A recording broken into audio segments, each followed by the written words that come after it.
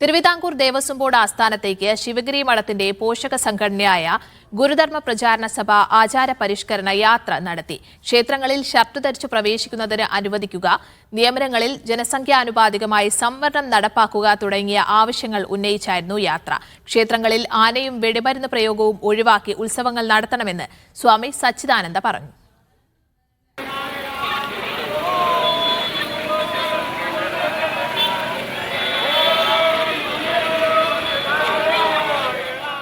ശ്രീനാരായണ ഗുരു പാർക്കിൽ നിന്ന് ആരംഭിച്ച് തിരുവിതാംകൂർ ദേവസ്വം ബോർഡ് ആസ്ഥാനത്തേക്കായിരുന്നു ആചാര പരിഷ്കരണ യാത്ര. ദേവസ്വം ബോർഡിന്റെ ക്ഷേത്രങ്ങളിൽ ഷർട്ട് ധരിച്ച് പ്രവേശിക്കുന്നതിന് അനുവദിക്കുക എന്നതായിരുന്നു പ്രധാന ആവശ്യം.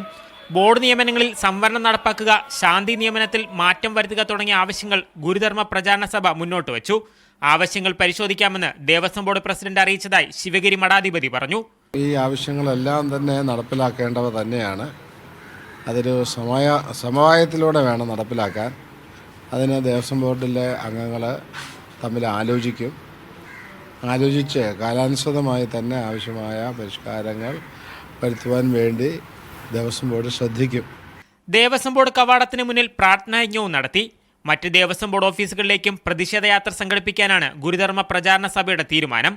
ക്ഷേത്ര ആചാര പരിഷ്കാരങ്ങളിൽ നടപടി ആവശ്യപ്പെട്ട് മുഖ്യമന്ത്രിയെയും ദേവസ്വം മന്ത്രിയെയും കാണാനും തീരുമാനമുണ്ട്.